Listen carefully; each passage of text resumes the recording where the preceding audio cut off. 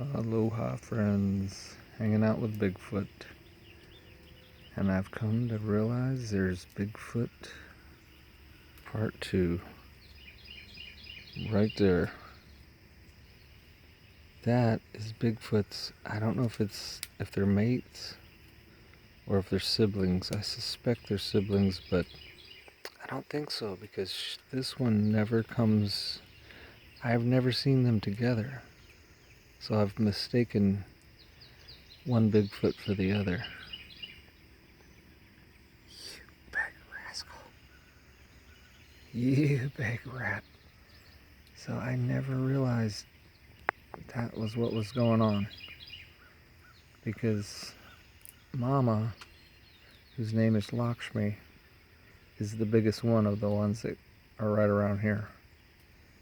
And the littlest one is Munchkin. And that is also a sibling, I'm pretty sure. And then Papa doesn't come around too much. And his name is Spencer. So anyway, that was pretty... I just discovered that yesterday because I followed Bigfoot over into the trees. And then he went to an oak tree, and there was his buddy hanging out on that tree by herself. She wouldn't come over.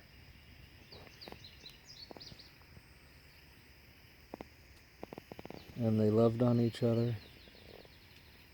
And then I proceeded and left them be or whatever. But I was just like, wow, that's cool. Okay, now I get it. There's two of them that look exactly the same. And this one that we're looking at now, Bigfoot 2, I guess, isn't as comfortable with me as Bigfoot is. Yet, anyway, Bigfoot's getting real comfortable with me. He'll come to me pretty much when I come outside.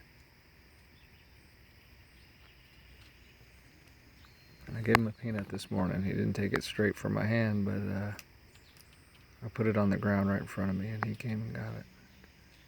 You're a rat.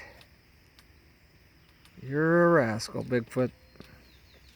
You sure are cute, though. You sure are cute, you big rat.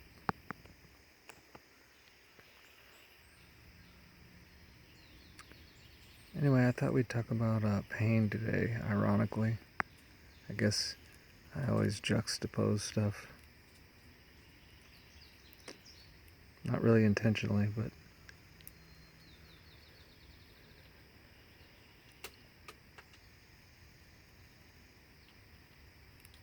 dealing with your pain, because everybody experiences pain in this life,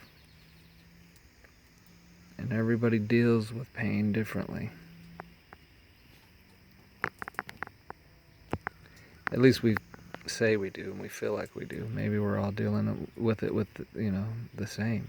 Maybe just being human and dealing with pain puts you in the category of doing it the same.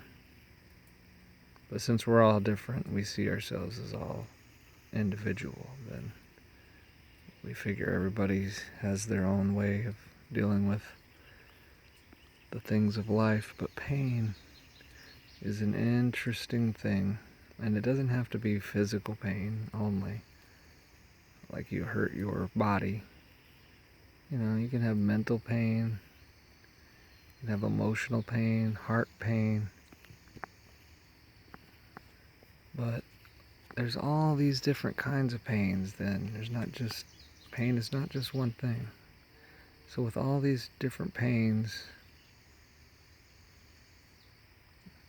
and what are we all doing? I guess it's more of a question than a statement. What are we ultimately achieving through pain, or what is being achieved through pain for the self, to the self? And somehow pain has this way of pushing us into places we've never been and may have never gone.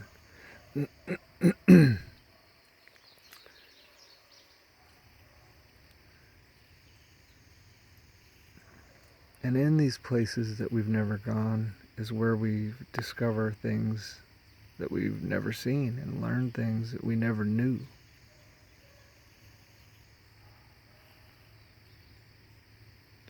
And I think ultimately maybe we come to realize that instead of trying to escape pain,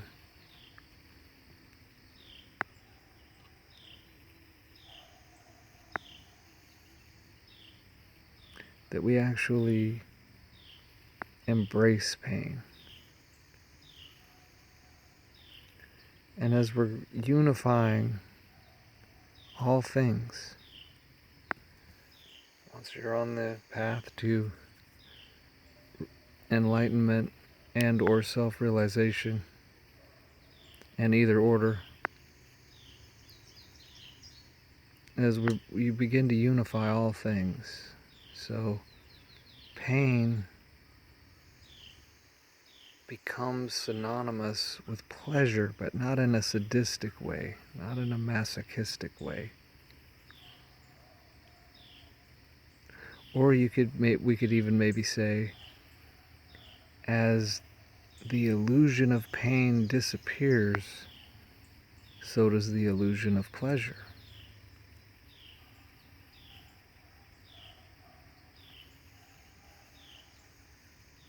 And everything comes back to the center and is what is, or becomes what is, or simply we just unify with what is. And what is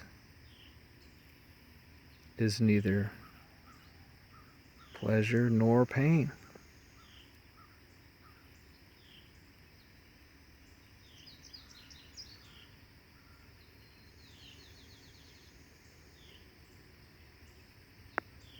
These are in the deep, this is at the deeper levels. I mean, you may still just be with your pain. And so you're nowhere near ready to try to merge pleasure and pain into something that ultimately you realize is an illusion anyway.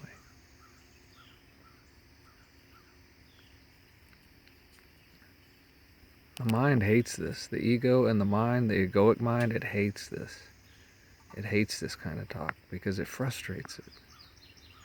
How can pleasure and pain be illusions? Well, if the whole body itself is an illusion, then anything that body was experiencing would be part of that illusion. But see, just because it's illusion doesn't mean it's not valuable. It's very valuable. Your pain is extremely valuable because even though it's an illusion, it's teaching you something, like I said, and it's probably pushing you into places you would not have gone. To learn the deeper things, like why, humans always have these whys, questions. Why do I have this pain? What does this pain mean? How come I can't get beyond this pain? How come this pain causes me to feel depressed way more often than I even want to be depressed? And why is this pain not healing? See, all these things come about because of pain. And these are things we need to learn. We need to, because see, if it was just pleasure all the time, you wouldn't even ask these questions. You would just think, yeah, this is great. I feel good. The body feels good. And so everything must be great. And so then you would stay in the dream. You would stay in the illusion. Don't fall down, Bigfoot, you big rat. and therefore miss the deeper levels. So your pain is about understanding the deeper levels of self and answering all those questions for yourself of why, how, when, all the questions that associate with pain. And then by doing all that, you transmute it, or you balance it, or you resolve it, or you heal from it. You deal with it. It's not just being suppressed and put in the category of I don't want to think or talk about that right now. See, if you want to get past it, if you want to grow, you go through it and put it behind you, and then you're done with it. It's not lingering in a chakra somewhere, causing, your lower back to hurt. All right, Bigfoot says it's done. We'll see you later, you big rat. And we'll see you later too, my friends. Until next time. Wholeness.